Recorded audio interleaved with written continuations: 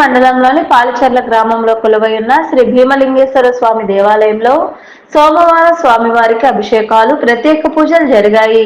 భక్తులు ఇరువుగా పాల్గొని స్వామివారిని దర్శించుకుని తీర్థ ప్రసాదాలు స్వీకరించారు. అనంతరం అన్న సంతర్పణ కార్యక్రమం జరిగింది.